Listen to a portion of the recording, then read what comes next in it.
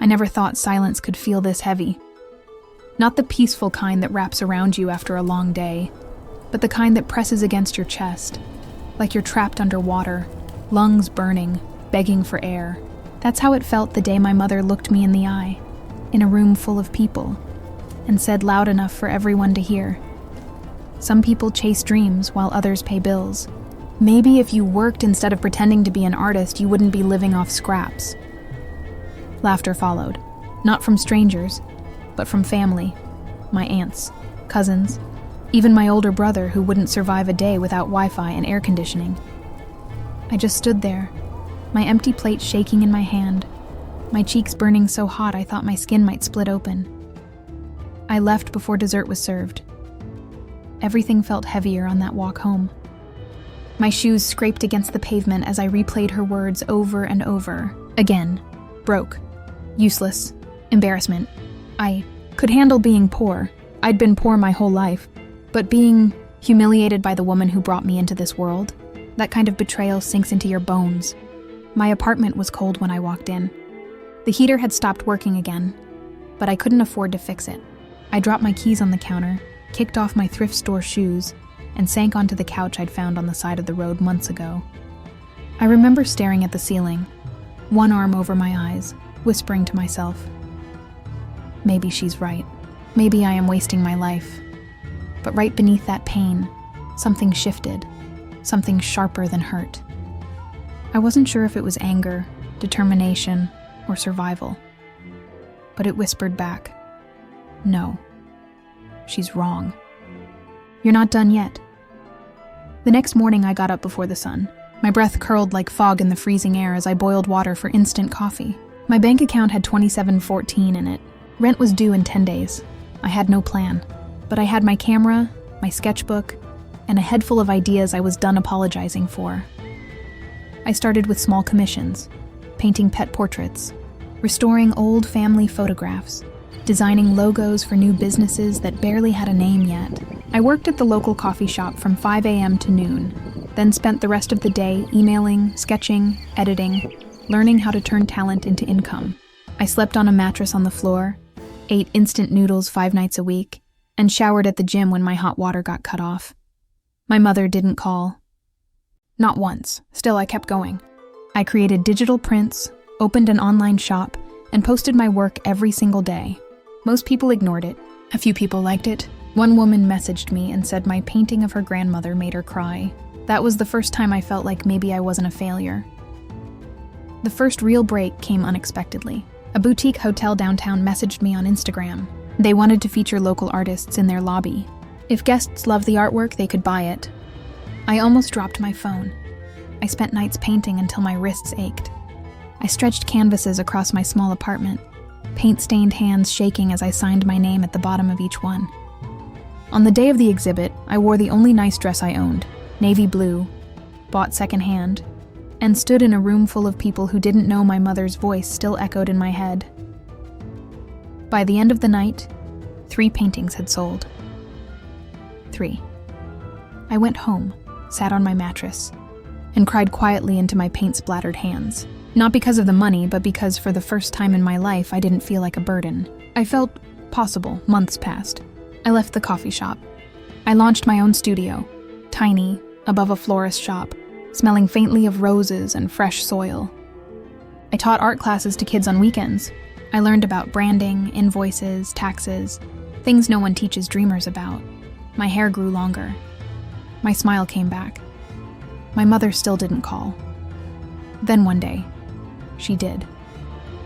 It was a Tuesday morning when the phone buzzed against my paint-covered desk.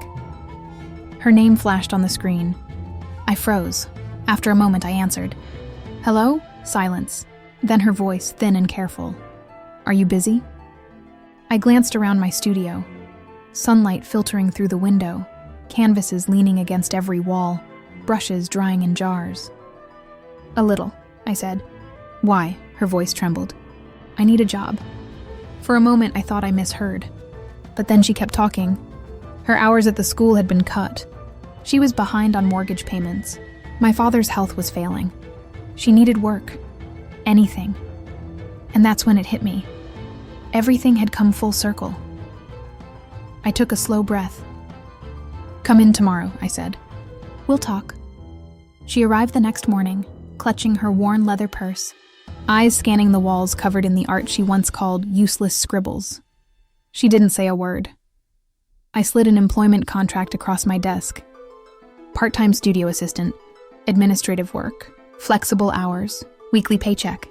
She stared at the paper, then at me. Her lips parted, but no words came. "Do you want it?" I asked softly. Her voice cracked. "Yes," I handed her a pen.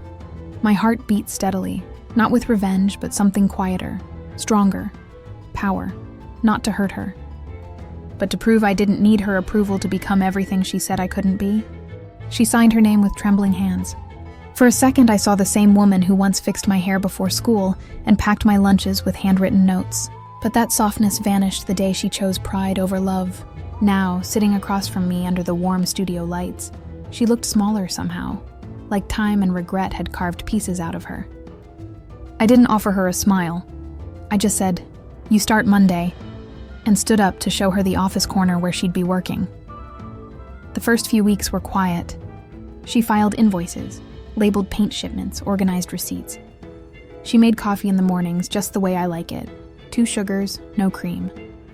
We spoke only when necessary. She never complained, never requested anything extra.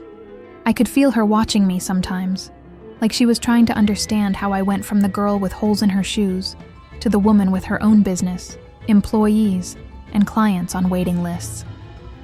But I didn't explain. I didn't owe her that. What I didn't expect was the guilt.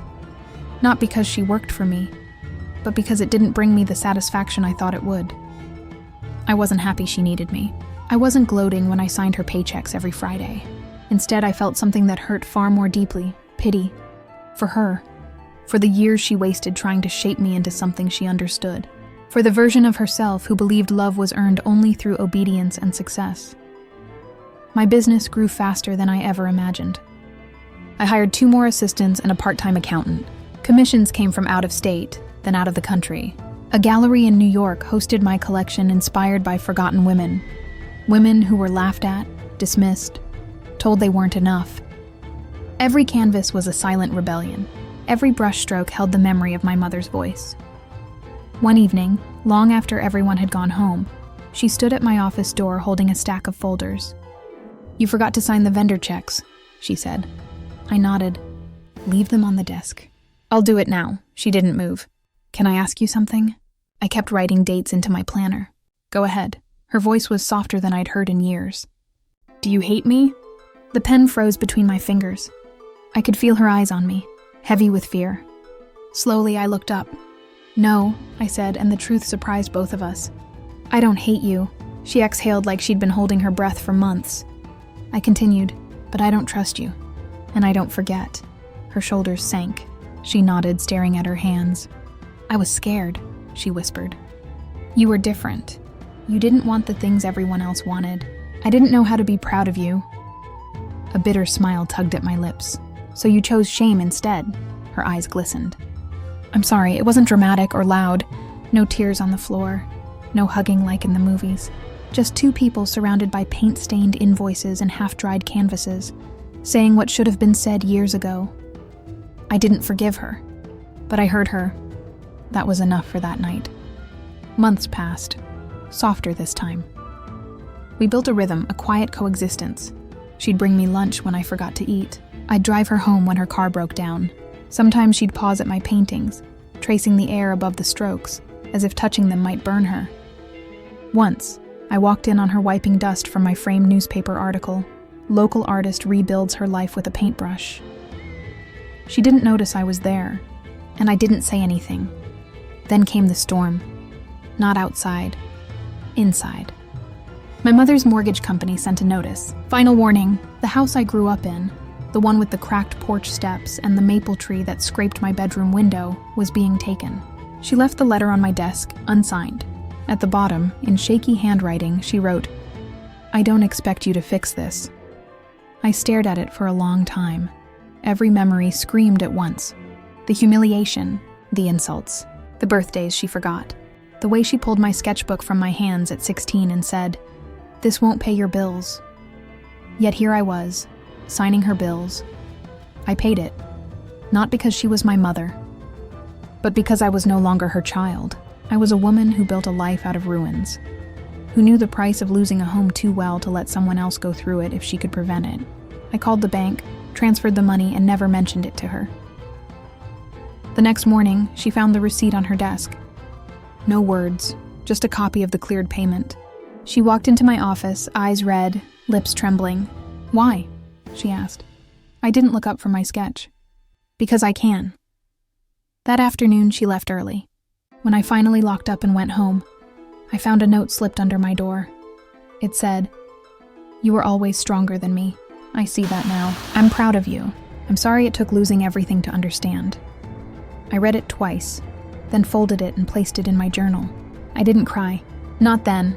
The next day, she showed up to work like always. No more apologies, no expectations of forgiveness, just quiet effort, and maybe, in her own way, respect.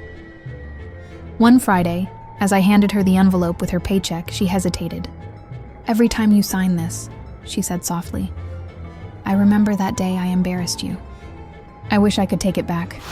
I met her eyes. "You can't," I said gently, "but you can do better now," and she did. Not perfectly, not always, but honestly,